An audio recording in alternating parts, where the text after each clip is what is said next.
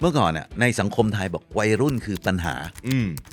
ใช่ซึ่งสมมติผมไม่ได้มองอย่างนั้นเยาวชนก็ต้องเอยตีระนาดฟ้อนรำฮะเมื่อก่อนคือเป็นแบบนั้นผมเรียกเอยวัยรุ่นน่าจะอย่างนี้เราน่าจะใส่แบบนี้ให้วัยรุ่นนะผิดแล้วต้องรอเรือรอลิงควบกล้ำให้ชัดเจนไปอยู่ช่องไปเราไม่ใช่ต้องนึกออกไหมครับคนที่ว่าดังๆอยู่เนี่ยผ่านมือทีนทอล์กมาหมดแล้วนี่30 ปีครบรอบ30 ปีทีนทอล์กของรายการทีนทอล์กก็นายใหญ่เลยนะดูเนี่ยครับเขาด่าผมเป็นสัตว์เดรัจฉานเลยนะผมไม่สนเพราะว่าคุณไม่ใช่ทาร์เก็ตกลุ่มผมคุณไม่มีสิทธิ์คอมเมนต์ฮิตสตอรี่ทุกความฮิตใดๆบนโลกล้วนมีเรื่องราวในตอนทำงานตอนเริ่มจ้ะพี่โยทำงานตำแหน่งแรกๆด้วยตำแหน่งอะไรครับครีเอทีฟถ้าเริ่มออกทีวีจริงๆผมเป็นพิธีกรเนี่ยแหละครับผมทำมันกว่าแห้วใช่ครับเพราะว่าพี่ๆก็เห็นผมเล่นละครเวทีทัพพัดครับทัพพัดจุฬาไอ้นี่ใช้ได้เขาก็จีบไปทำรายการพิธีกรแล้วผมก็แบบเป็นพิธีกรด้วยแล้วก็พยายามเป็นสถาปนิกด้วยทำคู่กันใช่แต่ว่าโอเคสถาปนิกก็ทำเป็นงานอดิเรกผมนะได้คุยกับพี่ๆหลายคนที่จบสถาปัตย์จุฬานะเส้นทางชีวิตคล้ายกันหมดเลยพยายามจะทำสถาปนิกคู่กันไปทั้งหมดเลยสุดท้ายทิ้งสถาปนิกกันหมดเลยพยายามไม่ทิ้งไงอย่าให้ดูเงี้ยพยายามมากในขณะที่แบบโอ้โหมันออกรายการมันไปส่วนมากมันจะเป็นพิธีกรเป็น MC งานอีเวนต์ครับมันถึงต้องกลายเป็นแบบนักบิดเพราะการเดินทางมันลำบากมันก็เลยต้องใช้มอเตอร์ไซค์ไอ้ดูสัญญาเนี่ยคือมันเป็นที่มาที่ไปงานสถาปนิกปุ๊บแล้วก็ต้องไปงานอีเวนต์ซึ่งส่วนมากอีเวนต์จะเป็นตอนเย็นใช่ไหมก็จากออฟฟิศก็ต้องไปที่โลเคชั่นไปที่ไซต์งานอะไรเงี้ยเป็นนักบิดไปแล้วพี่โยไปคลุกเบื้องหลังได้ไงถ้างั้นหมายถึงว่าจากตอนแรกก็เป็นพิธีกรเบื้องหน้าแล้วไปคลุกเบื้องหลังได้ไงก็อยู่ๆพี่เขาคิดอะไรก็ไม่รู้นะว่าคิดถูกคิดผิดไม่รู้เขาก็บอกว่าเปลี่ยนอาชีพไหมคือผมอาชีพจริงๆคือผมอยู่เบื้องหลังผมเป็นโปรดิวเซอร์รายการนะแต่ไหนแต่ไรอยู่แล้วใช่แล้วก็ไปเป็นโปรดิวเซอร์รายการเสียงติดดาวโอ้โห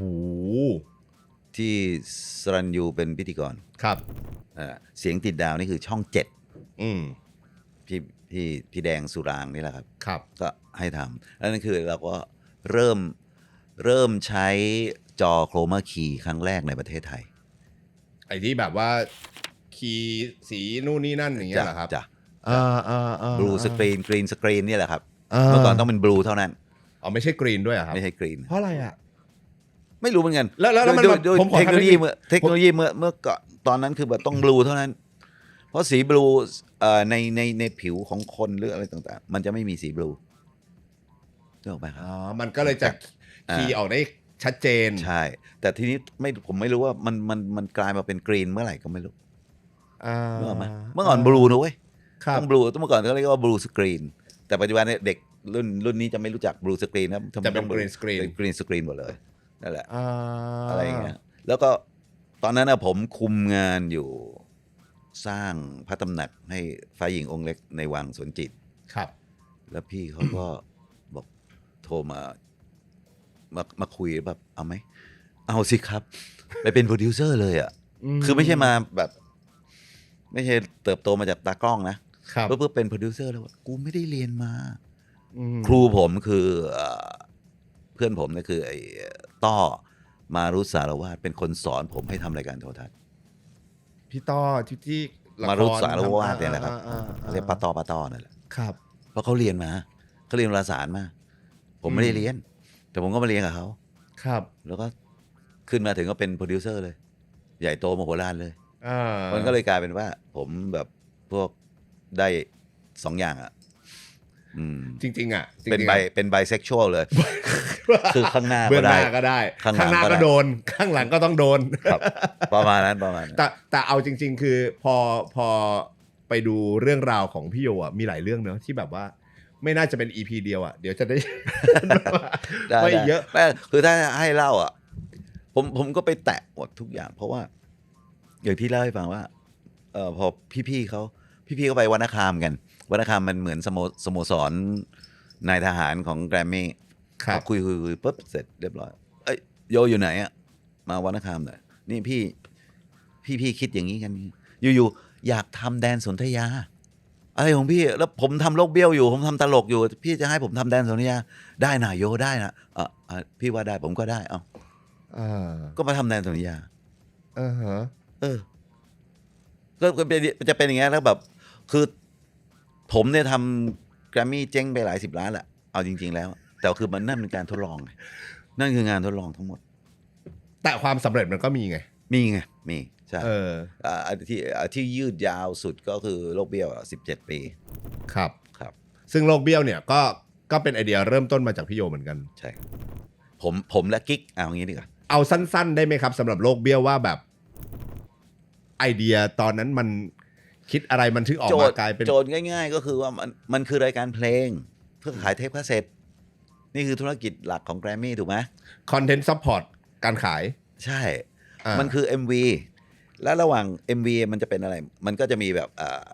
เรียกอะไรดีเจวีเจครับใช่ไหมพูดโยนเข้าเพลงหรือพยายามจะมีอะไรก็แล้วแต่ที่ว่าตรงไอ้คอนเทนต์ตรงเนี้ยที่มันเป็นช่วงจริงๆมันเป็นช่วงสั้นๆที่แทรกระหว่าง MV ครับอะไรดีวะก็บอกก็มุกตลกดิจริงๆเราก็เป็นคนหยิบอินสปายจะว่าเรียกก๊อปปี้ก็น่าเกลียดไปหน่อย เบนนี่ฮิลแล้วตอนนั้นคือผมเลิกราจากเพชรข้าวคำเครียดแล้วครับแล้วก็กลับมาที่ตึกแล้วก็ได้รับโจทย์นี้มันคือรายการเพลงมันคือ MV สลับกับมุกสั้นแค่นั้นเลยแค่นั้นจบแต่มันเป็นการแค่นั้นที่ไม่มีใครทำไงใช่ไงใช่มันก็เลยแบบมันก็แปลกแล้วไงก็คิดแค่นี้ทำไมพวกคนอื่นไม่คิดว่าทำไม RS มันไม่คิดว่าทำไมนี้ท่านไม่คิดทำไมพวกที่เป็นค่ายเพลงด้วยกันนะในยุคนั้นJSL ก็ไม่ได้คิดนึกออกปะกันตนาก็ไม่ได้คิดครับรัดฟิล์มก็ไม่ได้คิดเมื่อก่อนก็ใหญ่ๆก็จะมีเจ้าใหญ่ๆเท่านี้ก่อนที่จะเกิดเวิร์กพอยต์นะครับมันก็จะมีเท่านี้ยังเมาอยู่กับเรื่องตลกไงในผมซูโม่กันอยู่ไงเพชรฆาตความเครียดตอนนั้นเพราะนั้นก็นี่แหละวะง่ายสุดละง่ายสุดละถ้าจะให้ผมไปทำสารคดีครับสั้นๆประกอบ MV ซึ่งจริงๆให้โปรโมเตอร์เขาทำไปดินึกออกปะแล้วเราเอามุกตลกแล้วก็บอกว่าเอานักร้องมาเป็นแขกรับเชิญเล่นตลกด้วยกันก็จะเป็นอีกมุมหนึ่งของนักร้องมึงเท่ๆมาซีรีส์ฟูมึงเท่ๆมามึงมาเล่นตลกกับกูเราบอกว่าคือหลายคนไม่มาเล่นละครับที่นาไม่เคยมาเล่นกับผมนะเพราะนี้เขาจะหวงความอะไรของเขาแต่เราบอกจริงๆคือคุณลองดูดาราใหญ่ๆศิลปินใหญ่ๆจริงๆเขาจะมีมุมที่เป็นอารมณ์ขันนะแล้วมันจะเป็นเสน่ห์รู้ป่ะถ้าคุณคิดว่าคุณจะต้องเท่ตลอดเวลาสวยหล่อตลอดเวลาไม่เท่ไม่มันจับต้องไม่ได้พอมาอย่างนี้ปุ๊บเรื่องพี่ป้อมอัศนีครับซีเรียสแต่ตายห่าแต่แบบก็มาเล่นกับกูเว้ยแล้วมันก็เลยเป็นความน่ารักมันเติมให้เขา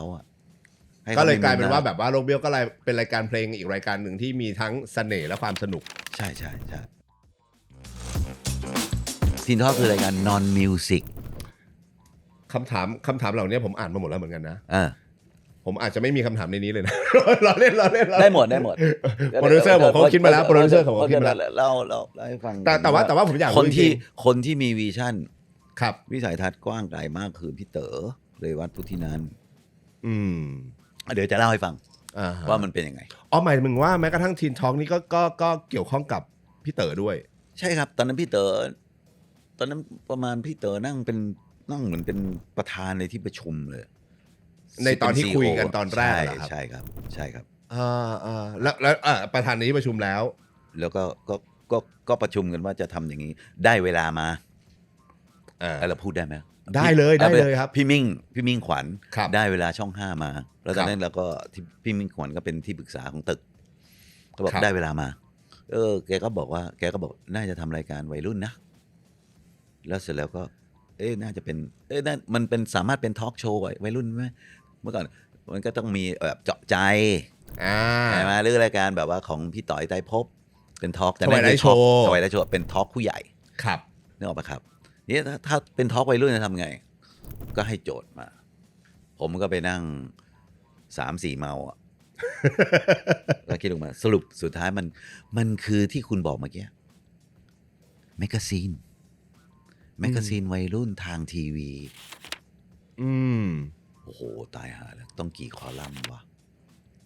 แต่เอาวะเพราะทุกคอลัมน์มันขายได้ไง มันขายเป็นคอลัมน์ก็ได้ ใช่ เพราะนั่นคือฝ่ายเซลล์เขาก็แฮปปี้แหละ ครับ ครีเอทขึ้นมาก็ได้ไปรับโจทย์นี้มาสมมติไปจะรับโจทย์ของโคกมา ครับ ก็ครีเอทช่วงใส่เข้าไป เพราะนั่นมันคือแมกกาซีนไงเพราะนั่นมันเป็นวาไรตี้แล้วกลุ่มเป้าหมายเราชัดเจนมากว่าวัยรุ่นเท่านั้นผมสตริกมากเลยครับว่าถ้าอายุคุณขึ้นเลข 2เมื่อไหร่คุณไม่ใช่ทาร์เก็ตผมละต้องเลข 1เท่านั้น ถูกฟิกซ์มาตั้งแต่ตอนรับโจทย์ จริงๆเป็นอย่างนั้นใช่สำหรับผมนะครับคือเราต้องคือผมเพิ่งรู้ว่าอ๋อนี่แหละคือการตลาดจริงๆถ้านินทาตึกให้ฟังในตึกเราเนี่ยไม่มีการตลาดมีแต่เซลล์เพราะฉะนั้นเขาจะไม่เคยไปรีเสิร์ชจากกลุ่มเป้าหมายเขาจะไปเอาใจเอ็นซี่เอาใจเสียเจ้าสัวลูกค้ามองไปที่ลูกค้าไม่ได้มองมาที่ทาร์เก็ตใช่แต่ทีนทอล์กเนี่ยเริ่มจากทาร์เก็ตก่อนตอนแรกเริ่มแรกพอได้โจทย์นี้มาเพิ่มทำไงดีตอนนั้นผมอายุ37แล้วนะบอกพี่ผมอายุ37แล้วผมจะไปทำรายการให้เด็กอายุ17ดูได้ไงวะได้พี่โยก็ถึงได้เริ่มมีกรรมวิธีทำโฟกัสกลุ่มไปเรียนเชิญน้องๆวัยรุ่นมามีแบบเด็กคอนแวนต์เด็กวัดเด็กพาณิชย์เด็กช่างแล้วมานั่งคุยหาความต้องการของเขาจริงจังแบบนั้นเลยจริงจังเลยซึ่งอันนั้นถูกต้องครับนี่คือรีเสิร์ชเพื่อได้ Data แล้วเสร็จแล้วมันก็ไม่มีอะไรมากมายคือส่วนมากพอบอกรายการเยาวชนเนี่ยเมื่อก่อนเขาไม่เรียกวัยรุ่นมันฟังเยาวชนโคตรชอบเลยวัยรุ่นมันจะเป็นวัยรุ่นคือปัญหาเมื่อก่อนในสังคมไทยบอกวัยรุ่นคือปัญหาใช่ซึ่งสมมติผมไม่ได้มองอย่างนั้นก็บอกถ้าเยาวชนก็ต้องตีละนาดฟ้อนรำเมื่อก่อนคือเป็นแบบนั้นผมเรียกกูไม่อย่างนั้นวัยรุ่นจริงๆคืออะไรวัยรุ่นสยามเป็นยังไงสยามสแควร์เป็นยังไงคือเขาต้องการอะไรก็จริงๆก็ประมาณนี้ดูหนังฟังเพลงงานอดิเรกแฟชั่นและคนหน้าใหม่ๆไอดอลผมก็ไปนั่งคิดของผมแล้วสรุปความก็คือมันคือแมกกาซีนวัยรุ่นทางทีวีไม่ใช่พิมพ์ปริ้นบนกระดาษตอนนั้นผมขออนุญาตกลับไปตรงโมเมนต์นั้นได้ไหมครับพี่โยว่าไอ้กว่าที่จะได้คำว่ามันคือแมกกาซีนวัยรุ่นทางทีวีเนี่ยพี่โยคิดออกมาได้กี่โซลูชันกี่แบบว่ามันควรจะต้องเป็นแบบไหนได้บ้างในความคิดของการทำรายการทีวีวัยรุ่นสมัยนั้นก็มันก็จะมีแบบเราเป็นเจาะใจแล้วกันแต่เรียกวัยรุ่นมาคุยแล้วใครเป็นพิธีกรวะน่าเบื่อไหมมันก็ตามตูดเขาเรียกว่าเป็นเกมโชว์แล้วเป็นวัยรุ่นมาเล่นแล้วก็เคยทำมาแล้วยิ้มใจใครครับลูกโป่งสีชมพู whatever แล้วเกมโชว์เนี่ยผมบอกเลยผมไม่จำเป็นไม่เลยเหนื่อยไม่ชอบ คือผมรู้สึกว่ามัน1คือการแข่งขัน2ผมรู้สึกว่ามันเหมือนการพนันซึ่งผมไม่เอาการพนันเลยในชีวิตผมเพราะฉะนั้นเกมโชว์กับผมเนี่ยจะไม่ค่อยผมเคยเห็นผมไปเล่นเกมโชว์ไหมไม่ค่อยไม่เลยเท่าไหร่น้อยมากน้อยมากไม่เคยเอางี้เท่าที่จำได้ก็ไม่มีไม่มีบอกว่าเป็นไปได้ก็เชิญคนอื่นแล้วกันผมไม่ถนัดผมไม่ชอบความพ่ายแพ้ ผมไม่ชอบอกหักแล้วออกหน้าทีวีด้วยครับสมมติว่าแพ้ทีมพินโยแพ้แบบ กูต้องชนะวะ เออ ไม่เอา อ่าฮะ แล้วรู้สึกว่ามันเป็นการพนันนะครับ ไอ้พวกปลาเป้าอะไรเนี่ยไม่เอาไง ผมไม่มีดวงทางนี้ แสดงว่าทอล์กโชว์ตัดไปเกมโชว์ตัดไป ฮะ นี่มาตลกบอกตลก ตลกทางพี่เลยนะครับ ก็มีโลกเบี้ยวแล้วไงทำไมฉันจะทำอีกรายการมาชนตัวเอง disrupt ตัวเองทำไมไม่เอา โลกเบี้ยววัยรุ่น ก็ไม่จำเป็นผมวัยรุ่นอยู่แล้ว ก็เลยมานั่งตอนแรกคือเวลาคิดงานเราจะไม่คิดว่าทำยังไงนะเพราะมันจะปิดกั้นหมดเลยพอบอกว่าพอคิดอันนี้ปะเฮ้ยมันทำไม่ได้หรอกนั่นจะโทษนะชิบหายจะไม่มีอะไรเกิดขึ้นในโลกนี้เลยนึกออกไหมเหมือนโทรศัพท์มือถือได้เหรอมันจะโทรศัพท์มันก็ต้องมีสายสิวะมันต้องคิดก่อนไงมันจะกดเลขก็ต้องมีปุ่มดิวะใช่ถูกไหมเพราะนั้นก็เหมือนกันก็คิดถ้ามันเป็นมันก็คือแมกกาซีนจริงๆต้องกราบขอบพระคุณนิตยสารเหล่านั้นนะเธอกับฉัน The Boy อะไรพวกนี้นั่นใช่นั่นแหละคือแล้วมันก็ฮิตนี่แต่ทำไมเราหยิบอันนั้นออกมาแล้วทำด้วยสื่อทีวีได้ไหมได้ต้องได้โหแล้วพอคิดอย่างนี้ปุ๊บขายงานได้เอาสิเพราะมันก็ตอบโจทย์เพราะที่คุยกับน้องๆโฟกัสกลุ่มเหล่านั้นก็บอกเนี่ยนี่คือสิ่งที่เขาต้องการก็ตอบโจทย์เขาไงแล้วบอกว่าทีนี้หนักก็มีทั้งหมดที่พี่โยเล่าให้ฟังมีดนตรีมีแฟชั่นมีไอดอลดูหนังฟังเพลงก็คือมีทุกอย่างในหนึ่งรายการครบนิวคิดแล้วก็แนะนำกันไปเดี๋ยวจะแหมขออนุญาตพาดพิงคนที่ว่าดังๆอยู่เนี่ยผ่านมือทีนทอล์กมาหมดแล้วอันนี้จริง อันนี้แบบว่าไม่ได้อยากถามต่อว่าใครแต่เชื่อว่าจริงเพราะว่าก็ดูตามมาเหมือนกันก็นั่นตอนนั้นมีเนี่ยย้อนนิดนึงว่าตอนเริ่มต้นว่าจะเป็นอย่างนี้เพิ่มแล้วคิวเพลงน่ะตอนนั้นเจ้านายผมคุณอ้อยรัชดาพรเป็นแบบประมาณต้องรายการนี้ทุกรายการของแกรมมี่ต้องรับคิวเพลงไปเปิดครับเพราะมันจะเป็นรายการที่โปรโมทเพลงเพราะมันจะต้องเซิร์ฟธุรกิจเพลงของตึกไม่งั้นคุณจะทำไมถ้าไม่ช่วยขายเทปเราเป็นบริษัทเทปครับนึกออกไหมครับแล้วแบบพี่เต๋อเนี่ยเรวัตพุทธินันท์บอกว่ารายการนี้คือนอนมิวสิกมันต้องเลี้ยงตัวมันเองนอนมิวสิกหมายถึงว่าเป็นรายการที่ไม่ต้องเปิดเพลงไม่ต้องมีและไม่ต้องไปซัพพอร์ตธุรกิจเพลงไม่จำเป็นนี่คือเนี่ยแล้วคือพี่เต๋อให้อย่างนี้ว่ารายการนี้เหมือนโชว์วินโดว์สำหรับวัยรุ่นข้างหลังคุณเอเนี่ยครับเป็นแบบเนี้ยเอาอะไรมาวางแปลว่าอันเนี้ยอยู่ในมาตรฐานวัยรุ่นต้องมาดูว่าวัยรุ่นต้องเดินผ่านตู้เนี่ยแล้วแบบวันนี้เอาอะไรมาวางแล้วเนี่ยแปลว่าฮิตอันนี้แปลว่าโดนอันนี้แปลว่าใช่อันนี้แปลว่าป๊อป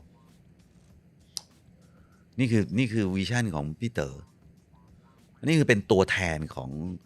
วัยรุ่นที่ป๊อปปูล่าแสดงว่าทีนทอล์กถูกตั้งใจตั้งแต่แรกว่าต้องเป็นเทรนด์เซตเตอร์ yes ของวัยรุ่นไม่ใช่ว่าเป็นเล่าเรื่องเทรนด์ตามกระแสที่วัยรุ่นฮิตแต่ต้องเป็นผู้สร้างกระแสด้วยเพราะฉะนั้นคือเมื่อมันถูกยืนยันว่านี่เป็นโชว์วินโดว์ของวัยรุ่นแล้วครับหยิบใครมาวางตรงนี้ก็ใช่หมดฟังเหมือนง่ายใช่แต่หลังบ้านน่าจะหัวหมุนนี่หายเหมือนกันนะครับพี่โยใช่ครับแล้วก็คือเป็นพอเป็นแมกกาซีนถามว่าแมกกาซีนเล่มหนึ่งก็ต้องมีคอลัมนิสต์หลายคนถูกไหมฮะในขณะที่เป็นทีวีแต่ละช่วงเรียกเป็นคอลัมน์ก็ได้เรียกเป็นช่วงแต่ละช่วงก็ต้องมีโปรดิวเซอร์ถูกไหมแล้วแต่ละช่วงก็ต้องเริ่มจากมีครีเอทีฟมีโปรดิวเซอร์ครับแล้วก็ต้องมีพรีเซนเตอร์คือพิธีกรก็เลยเป็นที่มาของทีมพิธีกรด้วยกันก็เลยมีพิธีกรหลายคนใช่เพราะว่าต้องดูแลแต่ละช่วงของตัวเองใช่ก็เลยกลายเป็นแก๊งพิธีกรทีนทอล์กโดยปริยายด้วยโครงสร้างแบบนี้ใช่แล้วก็มีแก๊งโปรดิวเซอร์ด้วยไงใช่แค่คือถ้าเป็นสมมติถ้าเป็นรายการเพลงนึงนะฮะครับสมมติคุณเอเป็นพิธีกรก็มีโปรดิวเซอร์คนนึงมีแอดมินคนนึงโทรนัดมีเสื้อผ้าหน้าผมครับมีตากล้อง ฮะ แล้วก็ไปถ่ายแล้วก็ไปอีดิท ครับ จบแล้ว อันนี้คือ แต่ผม รายการ มี ทั่วๆ อย่างเงี้ย ไป มีอย่างเงี้ยสมมติ5 คอลัมน์ก็มีอย่างเงี้ย5 ทีมอะ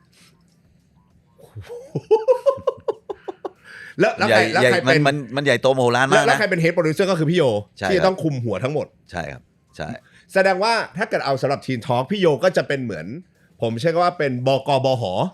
ประมาณนั้น ประมาณนั้นถ้าเกิด ใช่ เป็นหนังสือถูกไหมครับ ใช่ เพราะว่าเป็นบรรณาธิการบริหารที่จะคอยเคาะว่าบกแต่ละแคตตากรีเนี่ยเอาอะไรมา จ้ะ ทีนี้เราเวลาเราทำเขาจะบอกงี้ว่าไอ้ฝ่ายผลิตเนี่ยคือพวกหาเรื่องจ่ายตังค์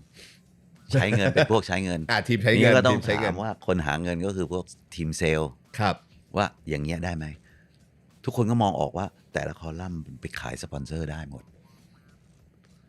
ผมถามได้ไหมครับ อันนี้อาจจะแบบว่าชวนคนดูย้อนกลับไปด้วยเหมือนกันนะ เพราะว่าผมจำได้ก็จะมีมันมีละไอ้นิวคิดเนี่ยมันเหมือนกับเป็นเปิดพื้นที่ให้วัยรุ่น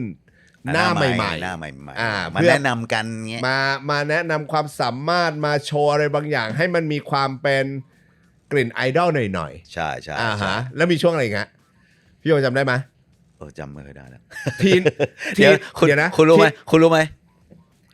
ปีนี้เป็นปี67ใช่ไหม ครับ ทีนทอล์กเนี่ยเริ่มปี 37 30 ปี เกิดกันหรือยัง นี่มันเป็นเรื่องบังเอิญนะนี่30 ปีครบรอบ 30 ปีทีนทอล์ก ข พอ อ ดี งรายการทีนทอล์ก ว่ะวันนี้เรานั่งคุยนี่30 ปีทีนทอล์กพอดีเลยนะ ใช่ครับใช่ครับ เฮ้ยเจ๋งว่าก็จะมีช่วง จั มี กร ช่ว วาง ลทีน ช่วง ทอล์กจักรวาลทีนทอล์ก ช่วงนันเนียม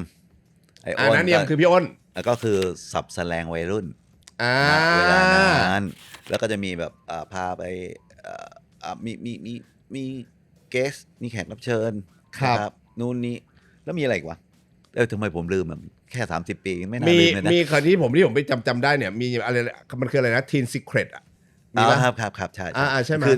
ถ้าเป็นแมกกาซีนเขาเรียกว่า tips คือว่าเกรดเล็กเกรดน้อยเกรดย่อยอะไรต่างๆแล้วก็จะมีแบบเชิงแบบด็อกิวเมนต์วันนี้จะมีชูเรื่องนี้ขึ้นมาเราเคยทำเรื่องแทททูสัก ครับ แล้วก็ทำโปรดิวเซอร์ก็แบบเซอร์หน่อยว่ามึงอยากทำก็ทำคือจริงๆอยากทำอะไรก็ทำไปเถอะแล้วคือต้องย้อนให้ฟังว่าในเรื่องของโปรดักชัน ครับ หนังคอนเวิร์สทางใครทางมันน่ะ ครับ คุณไ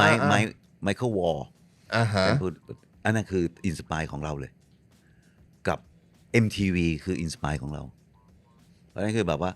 ควิกคัตผมเรียกควิกคัตตัดไม่รู้เรื่องชุบชับแล้วก็มีซาวด์เอฟเฟกต์แล้วก็อินเทอร์ลูดของ MTV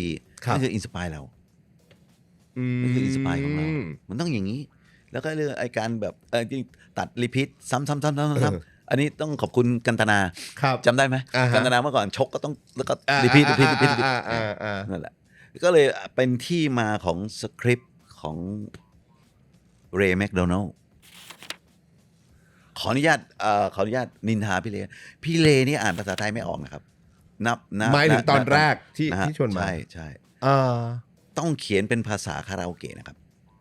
มีน้องเลิฟที่เขาเลิฟพี่เลอ่ะผมเขียนว่าสวัสดีครับเนี่ยคือก็ไป SAWAT นะภาษาคาราโอเกะที่เราร้องเพลงกันเลยใช่ครับ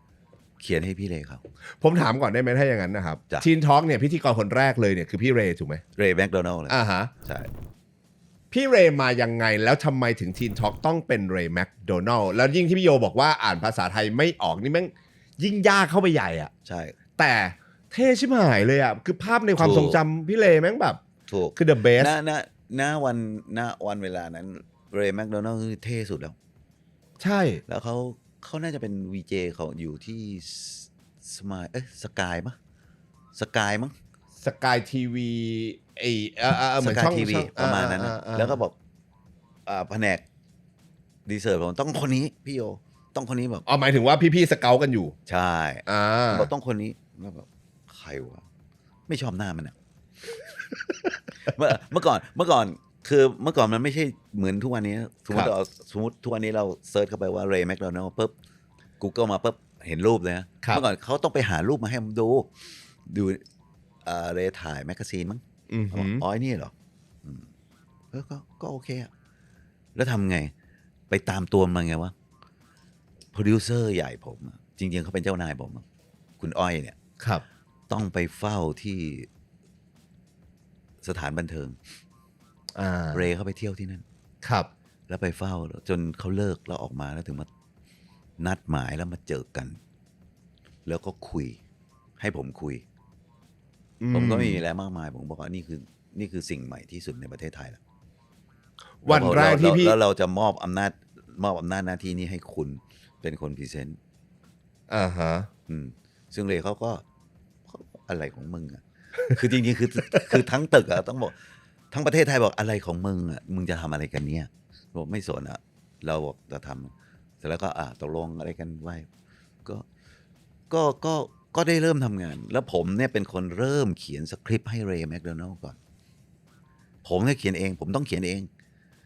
ขึ้นตอนแรกต้องเป็นมือพี่โยเอง ใช่แล้วแบบยาวๆไม่ได้พี่เลยจำไม่ได้ผมก็เลยต้องเขียนสั้น เป็นประโยคสั้น ๆ เป็นประโยคสั้น ๆ แล้วมาควิกคัท ๆ ใช่ มันก็เลยกลายเป็นสไตล์ อ๋อไม่ใช่ความตั้งใจ อันนี้คือการแก้เพนพอยต์ เพนพอยต์ของพี่เลคือแบบพี่เลอ่านภาษาไทยไม่ได้ ฮะ แล้วพี่เลก็ด้วยความอ่านภาษาไทยไม่ได้ สมมุติเราเป็นภาษาฝรั่งเศสเงี้ยผมไม่ได้เรียนฝรั่งเศส แล้วไปให้จำยาวๆเป็นพารากราฟมันไม่ได้มันก็ต้องมาเป็นประโยคเพราะฉะนั้นก็ตัดเลยโดดก็โดด ฮะ ซึ่งแรกๆเจ้านายใหญ่เลยนะดูเนี่ย ครับ เขาด่าผมเป็นสัตว์เดรัจฉานเลยนะ เพราะว่ามันผมไม่สน อืม เพราะว่าคุณไม่ใช่ทาร์เก็ตกลุ่มผม อ๋อ คุณไม่มีสิทธิ์คอมเมนต์ คุณจะเอารายการผมไปเทียบกับรายการพี่ต่อยไตรภพ ครับ ดูสัญญาไปเทียบกับรายการกันตนา JSL ไม่ได้ เพราะมันไม่เคยมี เราสร้างมาตรฐานใหม่ แล้วคุณไม่ใช่ คุณต้องไปถามลูกคุณที่เป็นวัยรุ่น หลานคุณที่เป็นวัยรุ่นชอบเปล่า พี่โยตอบกับ ไม่ตอบ ผมเอางานชนอย่างเดียว ผมทำงานอย่างเดียว ผมไม่ฟังคนที่ไม่ใช่กลุ่มเป้าหมาย เพราะอย่างคือทำงานออกมาแล้ว ฝ่ายขายได้ มีกำไร ตอนที่อันนี้ตอนแรกนี่คือรายการทีนทอล์กยังอยู่ในฝ่ายรายการนะครับ ครับ ยังไม่ได้ถูกตั้งเป็นบริษัททีนทอล์กนะ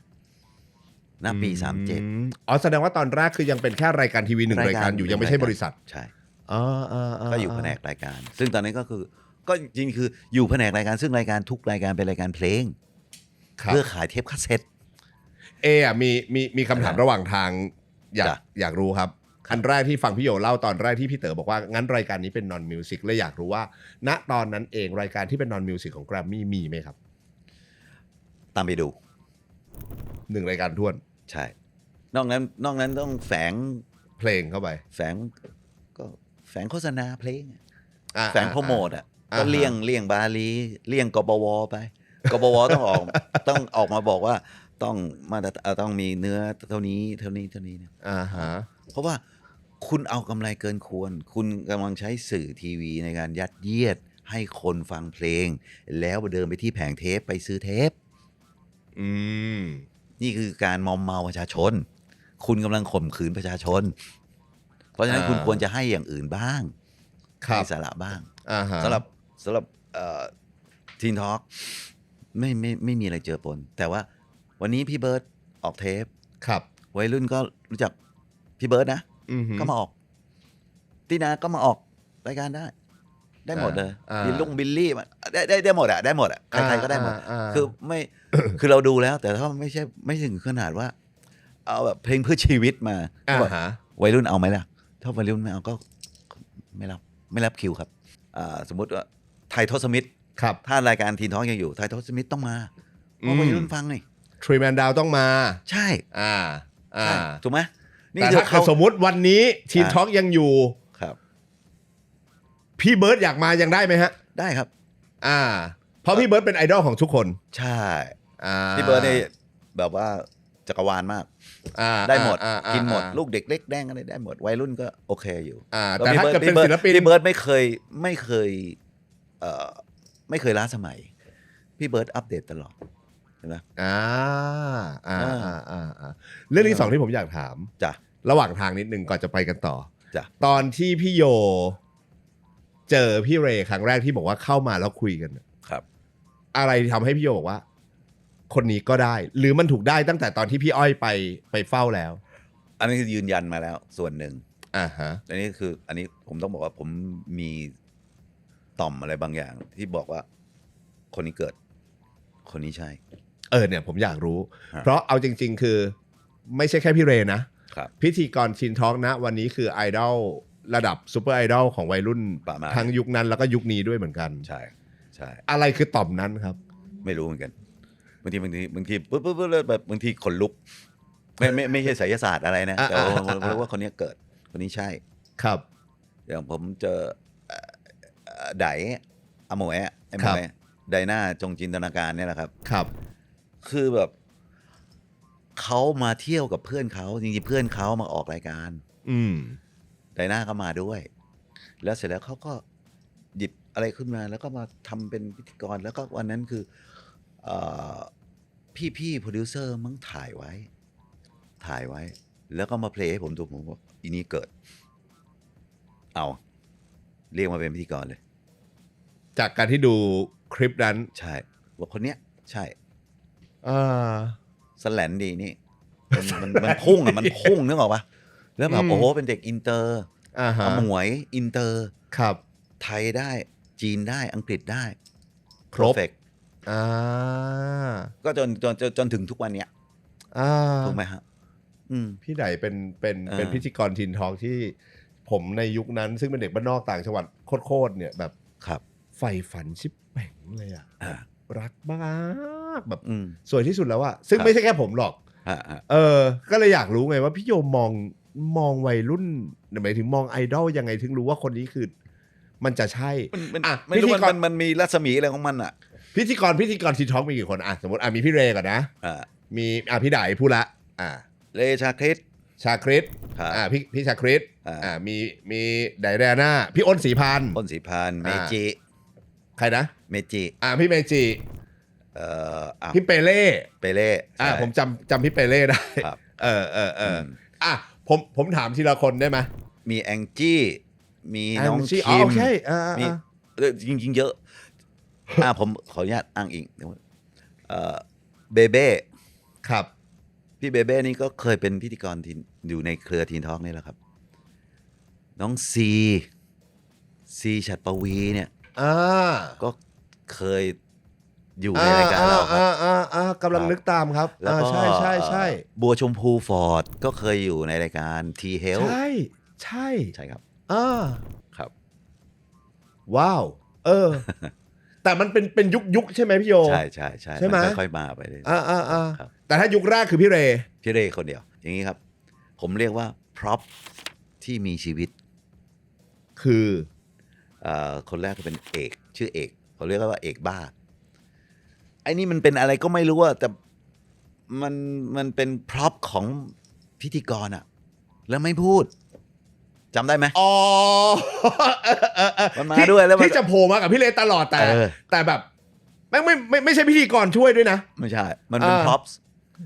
คือสำหรับพี่โยเราเรียกว่าพ็อปที่มีชีวิต แล้วต่อมาก็เป็นพี่เปเล่ก็ใช่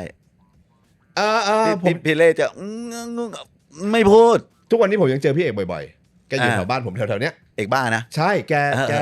เจอกันอยู่ ถ้าเจอก็ทักมาบ้างนะ เจอ คิดถึง อิสักยะประจำเลย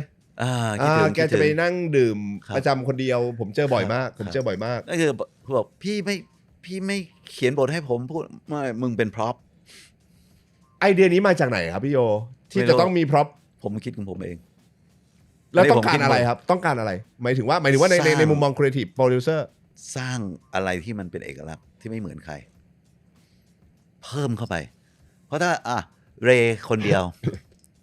ใครๆก็เห็นพี่เอ็มซีหรือว่าวีเจ ครับ ยืนพูดวุ้นเส้นเมื่อก่อนนะดังๆเลย ครับ ก็เขามีแล้วไม่เอาเราต้องมีพร็อพเติมเข้าไป จริงว่ะแล้ว ถูกไหม ถ้าเกิดดูตอนนั้นคือไม่พูดอะไรสักคำจริงๆนะ มาทำไมวะก็ คือให้มีคำถามแล้วคนก็เดาไปต่างๆนะให้มันเกิดจุดสนใจ ไม่แล้วทุกอาทิตย์สิ่งที่ผมแม่งลุ้นคือเชื่ออาทิตย์นี้จะพูดไหมอะไร ไม่มีทาง ไม่มีทาง แต่ตอนหลังๆเขาก็พูดก็มีช่วงของเขานี่ใช่ไหมฮะ มีบ้าง อันนี้คือความตั้งใจ ความตั้งใจ อ่า คือต้องออกมาต้องไม่เหมือนใครอ่ะ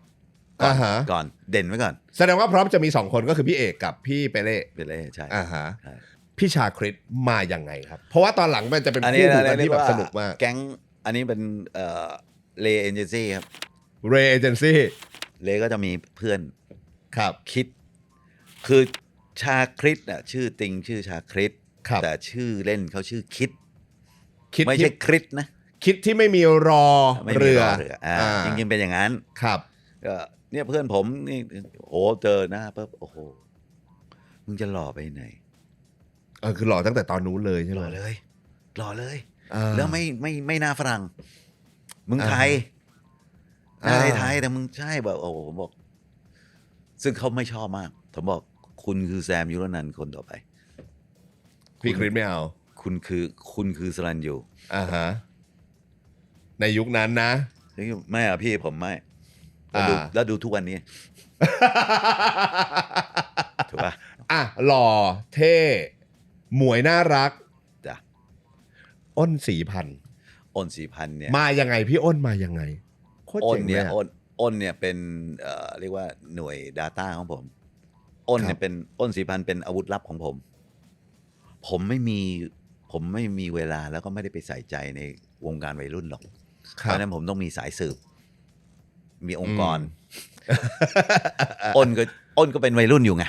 ครับ ตอนนี้เขาก็จะรู้ว่าเขาก็จะมาบอกว่า เป็นอย่างนี้ไอ้นี่ตอนนี้เขาคิดอย่างนี้กันเนี่ยนี่คือถ้าผมอยากรู้เรื่องวัยรุ่นผมถามไอ้อ้น เหมือนเป็นคนไปเสิร์ชข้อมูล ใช่ ทั้งหลายแหละ กับถามครีเอทีฟก็แต่ว่า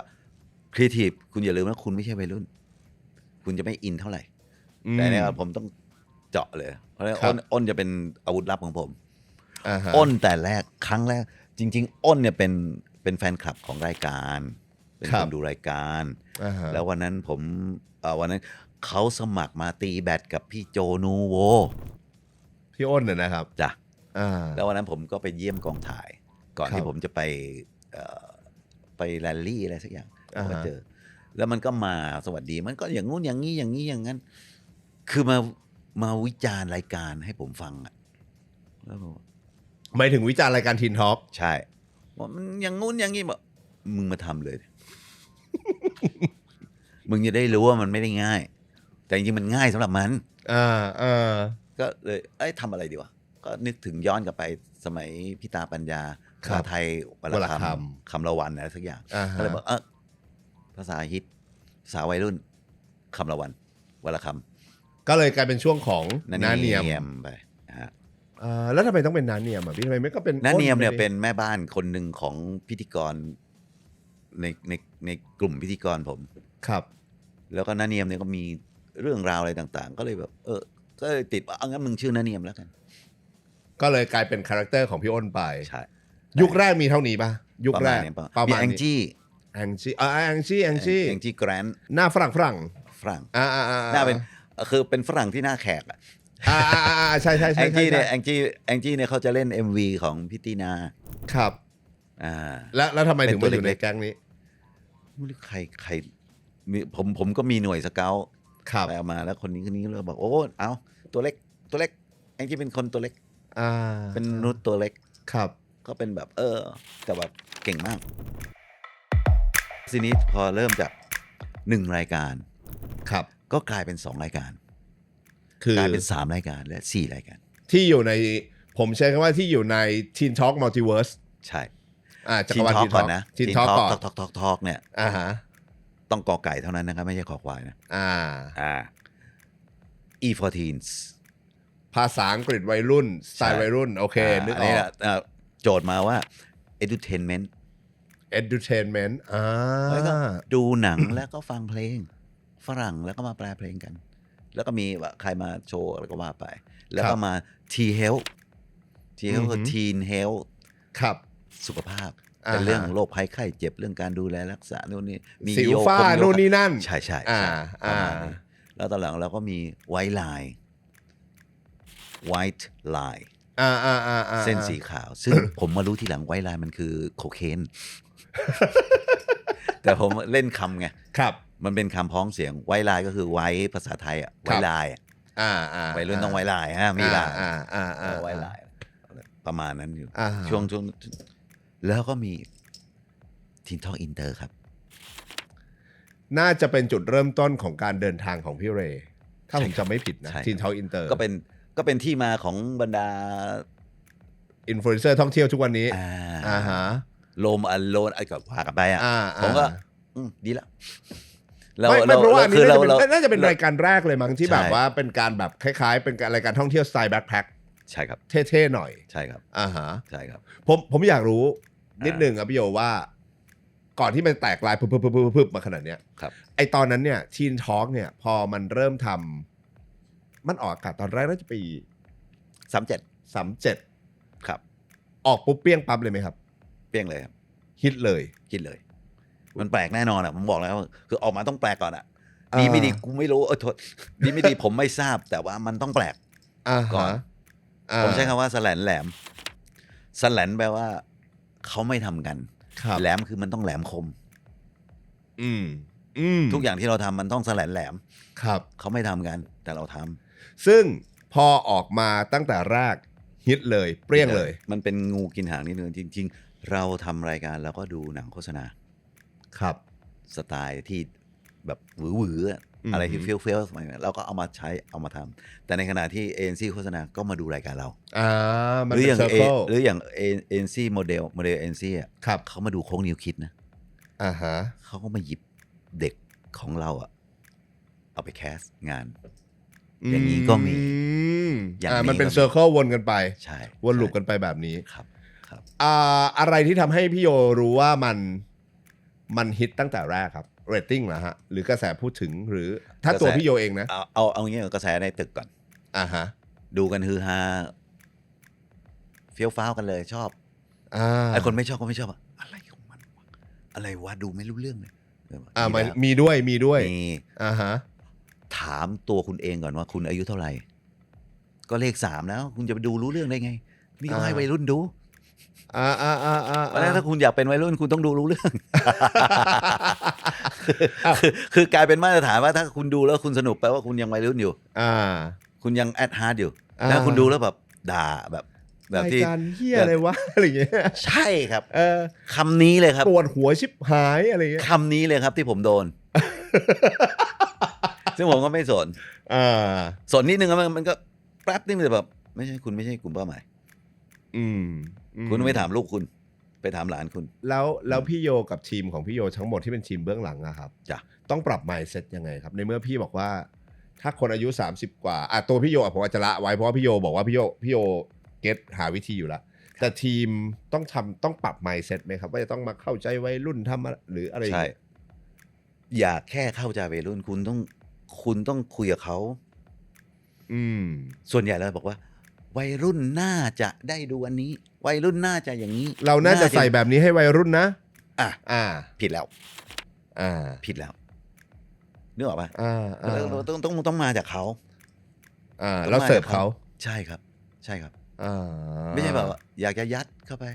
วัยรุ่นต้องพูดภาษาไทยชัดเราก็จะมีถ้าเราจะบอกอย่างนี้เราก็ต้องมีวิธีอื่นคุณต้องรอเรือรอลิงควบกล้ำให้ชัดเจน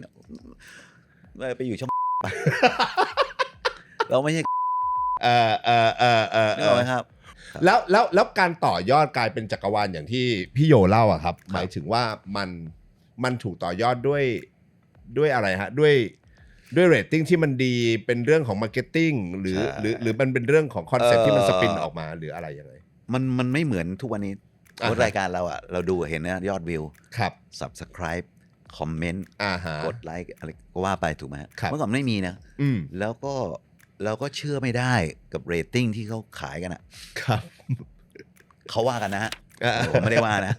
เขาว่าเชื่อไม่ได้ทีนี้เรารู้ว่าแบบมันมีกระแสไงในขณะที่ครีเอทีฟของเราอะไรเนี่ยก็ไปต่างๆแล้วแบบเฮ้ยทุกคนพูดถึงนั่นคือปากต่อปากเลยนะมันไม่มีโซเชียลให้เราดูนะนั่นคือปากต่อปากแล้วก็คือว่าโอเคในเชิงการค้าการขายเซลล์บอกว่า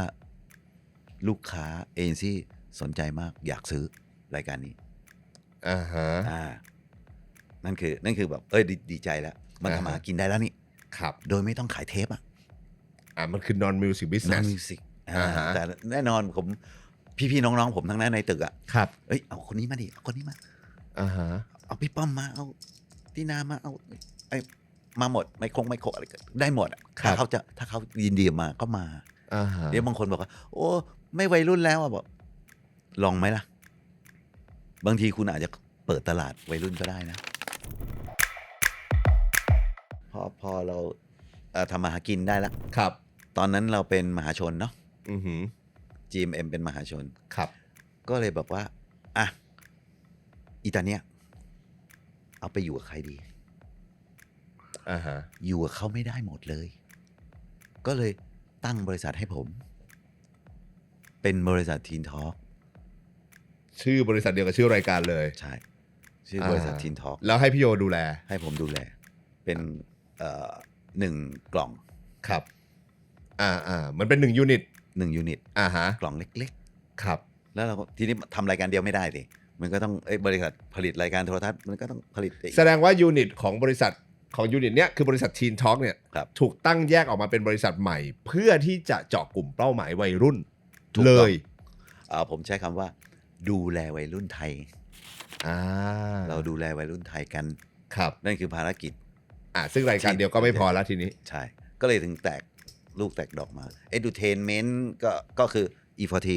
ครับ นะภาษาอังกฤษกัน อ่าฮะ แม่ผมเป็นครูสอนภาษาอังกฤษ ครับ แม่บอกว่ารายการนี้มันไม่ได้สอน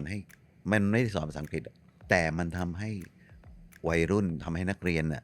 อยากจะไปศึกษาภาษาอังกฤษเพิ่มขึ้น เพราะมันสนุกด้วยการไปดูหนังด้วยการไปฟังเพลง มาแปลเพลงอะไรอย่างเงี้ยครับ กล้าที่จะร้องเพลงอังกฤษด้วย ใช่ ใช่ครับใช่ครับ กล้าร้องดัง แล้วก็เอาไหนทำรายการสุขภาพไหมเผื่อว่ามีสินค้าอันนี้ตอบโจทย์สินค้า ครับ สินค้าสุขภาพที่เกี่ยวกับวัยรุ่นจะได้มาเข้าได้ ก็กลายเป็น T Health แล้วก็แบบอ้นศรีพันธ์คุณขึ้นมาเป็นเมน เอาใครคนดี ก็มีคนนำเสนอบัวชมพูฟอร์ดนะน้องบัวมานั่งยิ้มแล้วก็ไป อันนี้นินทานะ ทีมงานบอกว่าจะไหวเหรอพี่โยไหวมึงเชื่อกูไหม คนที่อยากเป็นนักร้องทุกคนมี gut feeling มีความใฝ่ฝัน ที่มันนั่งเหนียมๆเนี่ยเพราะมันยังไม่รู้จักเราเนี่ยเดี๋ยวดูดิ เดี๋ยวดูได้ออก แล้วออกจริง บัวชมพูไม่เคยยอมแพ้อ้นศรีพันธ์เลย ผมจำโมเมนต์ได้ ก็อ้นมาบ่นตอนแรกอ้นบอกเจ้าไหวมึงระวัง แล้วอ้นก็มาบ่นจริงว่าโหบัวชมพูไม่เคยลดละ ตอน Teen Talk เนี่ยถ้าส่วนตัวของพี่โยเองเนี่ย ครับ ที่เราแฮปปี้หรือชอบมันที่สุดกับ ครับ Teen Talk อ่ะ ครับ ส่วนที่พี่ชอบที่สุดมันคืออะไร คือมันก็เป็นอีกครั้งหนึ่งที่ผมสามารถตอบโจทย์ได้ ผมเคยเล่าอย่างเราเคยเจอกันนะผมคือมนุษย์ตอบโจทย์ ถ้าโจทย์มันใช่แล้วเราตอบได้มันก็คือสำเร็จแน่นอน ครับ แล้วโจทย์ก็มาชัดมากรู้ไหมครับ แล้วก็ได้พี่ๆเนี่ยแหละ ที่แบบว่า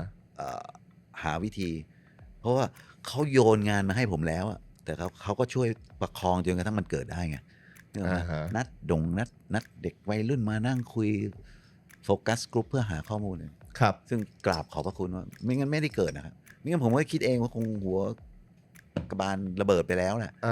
ทีนี้เราได้ข้อมูลเพราะเราได้ข้อมูลจากกลุ่มเป้าหมายเราโดยตรง ครับ แล้วก็ยึดถืออันนี้มาตลอดว่านี่คือการตลาดนะคือเราต้องรู้ว่ากลุ่มเป้าหมายของเราคือใครเขาเป็นยังไงเขานีดอะไรเขาขาดอะไรแล้วก็ป้อนเข้าไปด้วยสไตล์ไหนก็ได้สไตล์ที่แบบว่าเป็นของเราเองดีไซน์เองแบบนี้อันนี้คือ อันนี้ผมสำหรับความภูมิใจผมตอบโจทย์พี่ๆได้แล้วก็สามารถตอบโจทย์วัยรุ่นในยุคนั้นซึ่งโตแต่เป็นผู้ใหญ่ในยุคนี้ได้ ทุกคนยังจำได้เสมอซึ่งผมว่าขอบคุณมากแล้วผมก็ถือว่าผมได้ทำภารกิจของผมละ แต่เอาจริงๆแล้วในโครงสร้างบางอย่างหรือแก่นบางอย่างของ Teen Talk มันก็นำมาสู่หลายๆฟอร์แมตหรือหลายๆคอนเทนต์ในวันนี้นะผมก็พูดตรงๆนะผมว่าแม้กระทั่งผมเองที่วันนี้ผมกลายมาเป็นทั้งพิธีกรแล้วก็คนทำรายการหรือทำคอนเทนต์อะไรอย่างเงี้ยบางไอเดียบางส่วนผมก็หยิบมาจากนั่นแหละมันก็หยิบมาจาก Teen Talk ในบางเรื่องหลายๆเรื่องเลยเหมือนกันเลยอย่างเงี้ยครับก็ต้องขอบคุณไม่ต้องขอบคุณพี่โยแหละที่แบบว่าเหมือนสร้างอะไรบางอย่างเอาอย่างงี้ไม่งั้น Teen Talk Inter อ่ะTeen Talk Inter อ่ะอันนี้ผมก็ไม่รู้ถ้าเกิดใครเจอก่อนหน้านั้นอะไรอย่างเงี้ยก็บอกผมด้วยแต่เท่าที่ผมจำความได้คือ Teen Talk Inter น่าจะเป็นรายการ Backpacker Travel รายการแรกที่มันเป็นนำร่องตอนแรกมันเป็นอย่างเงี้ยมันเป็นช่วงพิเศษของรายการ Teen Talk พี่เลก็มีโอกาสได้ไปต่างประเทศครับแล้วก็ไปถ่ายคอนเทนต์มาแล้วที่บอกเรนั่นแหละเขาอยาก blow up ขึ้นมาเป็นรายการครับนี่ผมก็เอาไปเสนอที่ประชุมไม่ยอมที่ประชุมไม่ให้ทำเพราะว่าเคยมีประสบการณ์จากตามไปดูต่างประเทศเนี่ยไปแล้วก็แบบโอเคมันเหมือนเสียคนไปเยอะในการที่จะต้องเดินทางไปจะหายไป5 วัน10 วันอะไรเงี้ยนึกออกไหมคนจะหายไปแล้วทีมขายบอกพี่โยทำเลยขายสปอนเซอร์ได้แน่ทำไงวะเอาใหม่เรียกทีมงานมาพวกเองเดี๋ยวจะซื้อกล้องตอนนั้นไม่ได้ซื้อใช้กล้องผมเองกล้อง Sony Handycam ตัวอ้วนๆเนี่ยเอากล้องนี้ไปถ่าย แล้วไม่ต้องใช้ห้องตัดซื้อคอมมาป้อนโปรแกรมตัดแล้วหัดตัดมี2โปรดิวเซอร์2 คนนี้ไปคนนี้อยู่ประเทศไทยคนนี้ไปคนนี้อยู่ประเทศไทยสลับกันแล้วไม่ต้องไปใช้สตูดิโอไม่ต้องใช้ตากล้อง มึงถ่ายเองมีแอดมินเป็น1 คนพิธีกร1 คนแล้วก็ตากล้องคือพุ่มกับถ่ายเองแล้วกลับมาตัดเอง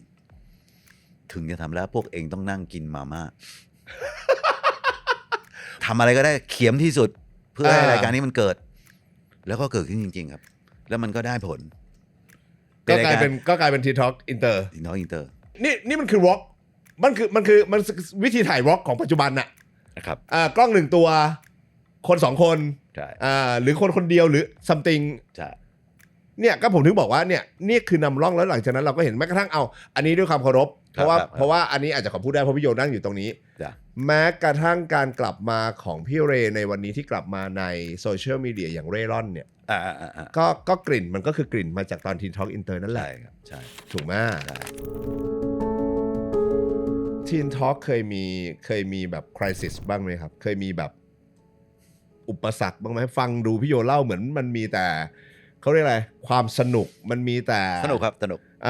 มันมีอุปสรรคมีปัญหามีเฟลมีทะเลาะเบาะแว้งมีคอนฟลิกต์อะไรอย่างนี้บ้างไหมฮะในการในเส้นทางของจักรวาล Teen Talk ก็มีเรื่องปกติเล็กๆน้อยๆทั่วไปอิจฉาริษยากันไปก็มีบ้างก็มีอยู่แล้วเรื่องปกตินอกนั้นก็เป็นเรื่องภายในของทีมงานครับมีพวกทีมที่แบบว่ารู้สึกว่าตัวเองเก่งกว่าบริษัทผมโคตรเข้าใจเลยพี่อยากจะให้ล่มสลายไปซึ่งผมไม่ยอมคุณไม่ชอบบริษัทนี้คุณก็ออกไปแล้วเขาก็ไปก็ดีแล้วบ๊ายบายเพราะยังมีคนทำงานอยู่ ยังมีคนที่รักในสิ่งที่ทำอยู่คุณไม่รักคุณก็ไปจะมีคนมักจะคิดว่าพอเวลาทำอะไรไปสักระยะหนึ่งเนี่ยมักจะมีคนคิดว่าถ้าไม่มีกูอยู่ไม่ได้กูเป็นคนทำสิ่งเหล่านี้ขึ้นมาถูกแต่ทุกอย่างมันต้องประกอบกันหมดไงใช่ไม่ใช่ทำด้วยคนเดียวไม่ใช่ผมคนเดียวต้องยกประโยชน์ให้กับทุกคนเลยครับหรือแม้แต่คนเบื้องหลังอย่างที่ผมบอกแม้แต่ผู้ปกครองซึ่งยอมให้ลูกเข้ามาทำงานนึกออกไหมครับครับแล้วก็มีถ้าถามว่ามีไครซิสไหมก็ก่อนที่ Teen Talk จะล่มสลาย20 ปีที่แล้วที่ผมออกจากตึกด้วยเล่าได้ไหมครับว่าผู้ใหญ่ที่ดูแลเรื่องการค้าการขายนะครับท่านก็บอกว่าวัยรุ่นนั้นไม่ขายแล้ววัยรุ่นขายไม่ได้แล้วเลิกทำให้บริษัท Teen Talk ผลิตรายการที่เป็นแมสพวกผมก็นั่งประชุมกันทุกวันเลยนะครับ brainstorm กันครับจำได้ว่ามีวันหนึ่งแบบเฮ้ยพี่โยดูที่อะไร ที่เครื่องบินชนตึกอ่ะ ในวัน นั่นผมกำลัง brainstorm เพื่อหารายการหารูปแบบรายการเนี่ยคิดเท่าไหร่ก็คิดไม่ออกเพราะมันไม่เคยให้คิดเกมโชว์เหรอให้ทำอะไรวะ คำว่าแมสคืออะไรวะเงี้ยวะเราทำไม่เป็นจริงๆบอกตรงๆว่าทำไม่เป็น ครับ แต่จริงๆอย่างโรคเบี้ยมันก็แมส นั่นก็ใช่อ่ะแต่ว่าเราอะไรจะเป็นอะไรวะแล้วแบบอยู่บริษัทที่ทำงาน เฉพาะอย่างทำงานเฉพาะวัยรุ่น ครับ จะให้ไปสู้ JSL จะให้ไปสู้กันตนาจะให้ไปสู้บอลจะให้ไปลงไปคลุกกับเขาอ่ะ ครับ ขายกะปิน้ำปลาเพื่ออะไรวะในขณะที่ตลาดวัยรุ่นก็มีอยู่มันก็แปลว่าเขาไม่ชอบผมผมก็เลยบายบายแล้วคือผมก็ยกบริษัทนี้ให้กับ MD บริษัท Exact ครับ คุณเอารายการไปดูแลคุณเอาบริษัทไปดูแลเลยแล้วผมก็ออกไปอยู่แกรมมี่ฟิล์มทีนทอล์กก็เลยต้องปิดหยุดก็คงยังไม่ได้ปิดบัญชีครับคงยังอยู่แหละแล้วทีนทอล์กเทปสุดท้ายที่ออกอากาศพี่โยจำได้ไหมว่ามันคือประมาณช่วงไหนจำไม่ได้มันนานแล้วนะ20 ปี20 ปีแล้วครับทุกอย่างมันลงตัวหมดเลยนะ เหมือนวันนี้ที่มาคุยกันมันเป็นจังหวะเวลาที่แบบ30 ปีทีนทอล์ก20 ปีที่พี่โยออกแล้วก็วันนี้วันที่เราคุยกันอยู่วันที่13กันยายนอีก2 เดือนครับตุลาพฤศจิกา13 พฤศจิกายนเป็นวันก่อตั้งบริษัททีนทอล์กครับปี38ก็29 ปีเองแต่ถ้าพูดถึงรายการทีนทอล์กนี่คือ30 ปีครับว้าวนี่เรากำลังย้อนอดีตกันเนาะโคตรดีแต่มันกลายเป็นว่าสุดท้ายก็ถูกปิดฉากลงครับกลับมาวันนี้ยังเสียดายไหมครับยังคิดถึงน่าจะคิดถึงอยู่แล้วแหละแต่ว่ายังเสียดายไหมครับตอนนั้นมันเสียดายอยู่แล้วครับแต่ว่าถ้าพูดถึงว่าผมยังนึกไม่ออกถ้าสมมติณวันนี้เราจะทำโดยใช้คอนเซปต์ทีนทอล์กเนี่ยมันจะออกไปท่าไหนยังคิดไม่ออกช่วยกันคิดหน่อยแล้วกันฝากเป็นกันบ้านช่วยกันคิดเผื่อมันจะมีเพราะจริงๆคือโอเคทุกคนวัยรุ่นทุกคนตอนนี้สามารถอย่างที่บอกมีสื่อของตัวเองได้ครับนึกออกไหมครับแต่นี่มันควรจะมีอะไรที่เป็นแบบเป็นฮับเป็นเซ็นเตอร์แล้วก็ทำภารกิจอะไรบางอย่างในฐานะวัยรุ่นไทยทำอะไรออกไปน่าจะเป็นอย่างนั้นได้เล่าให้ฟังแบบนี้เหมือนพี่โยเชื่อในพลังของวัยรุ่นสูงมากๆเหมือนกันเนาะคนแก่ๆหัวงอกเนี่ยไม่เคยเป็นวัยรุ่นหรือไงคุณอย่าลืมนะว่าพวกคุณน่ะพวกแก่ๆทั้งหลายแหล่พวกเบบี้บูมเมอร์ทั้งหลายแหล่คุณไม่เคยเป็นวัยรุ่นหรือไงฮอร์โมนคุณไม่เคยหลั่งหรือไงคุณบอกวัยรุ่นสมัยคุณก็เป็นเพียงแต่ว่ามันเปลี่ยนเท่านั้นเองเมื่อก่อนคุณก็เคยไว้ผมยาว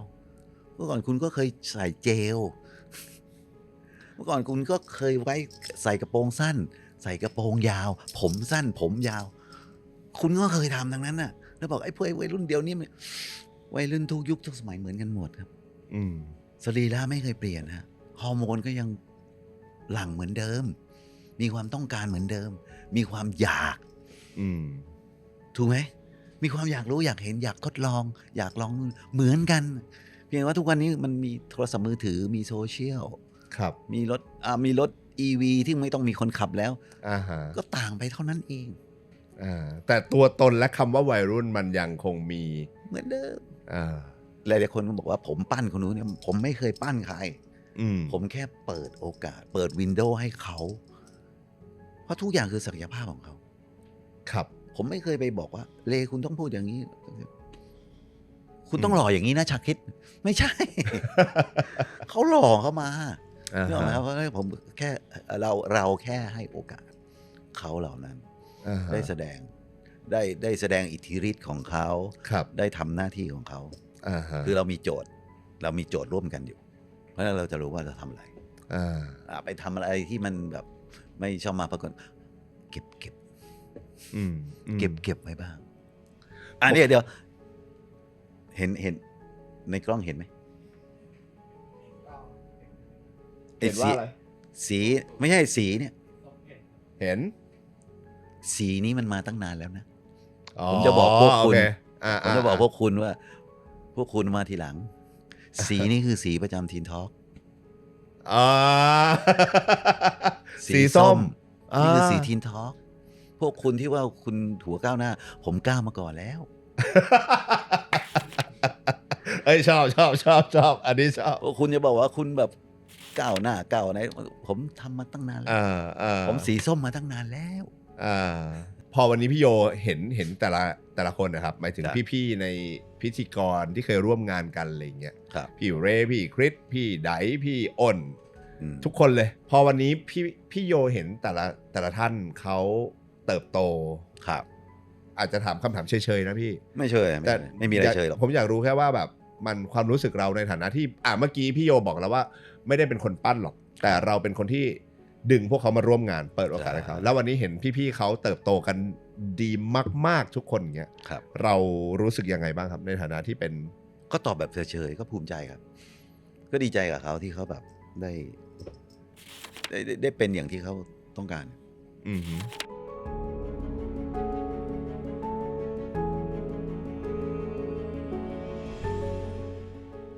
ทีนทอล์กสำหรับพี่มันคืออะไรวะพี่ เพราะว่าสำหรับคนดูทีนทอล์กมันถูกฝังมันถูกสแตมป์ไปแล้วล่ะสำหรับคนดูแฟน ครับ ๆแต่สำหรับคนที่สร้างมันขึ้นมาอย่างพี่โยครับ ครับ ทีนทอล์กสำหรับพี่มันคือ มันก็คือผลงานอันหนึงอะนะครับ มันคือผลงานอันหนึ่งแล้วมันไม่ได้เติบโตมาจนถึงทุกวันนี้ เพราะฉะนั้นมันก็กลายเป็นของลิมิเต็ดขึ้นหิ้งหรือใส่ไว้ในตู้เซฟไปแล้ว หรือฝังดินไปแล้ว มันจบเท่านั้น นึกออกไหมมันไม่ใช่สิ่งที่เป็นร่วมสมัยแล้วมันไม่ใช่ ครับ คอนเทนต์แล้วมันก็จะกลายเป็นแบบของเรโทร ครับ ซึ่งมันก็มีคุณสมบัติของมัน มันมีหน้าที่ของมัน มันมีส่วนประกอบ องค์ประกอบที่ลงตัวของมันเอาเวลานั้นเอาไว้พูด เอาไว้คุยกัน อาจจะเป็นอินสปิเรชันสำหรับหลายๆคนที่อยากสร้างผลงาน ครับ อยากทำอะไรก็แล้วแต่ จะบอกว่าคิดได้ก็ทำได้ครับ ดีไหม โคตรเจ๋งเลยขอบคุณครับพี่โย ครับผมขอบคุณครับ ขอบพระคุณครับ ขอบ ข คุ อบ ณครับ ขอบพระคุณครับขอบคุณครับ ที่นั่งทนดูมาถึงตอนนี้ เจ๋งเลยอีพีหน้าเจอกันครับ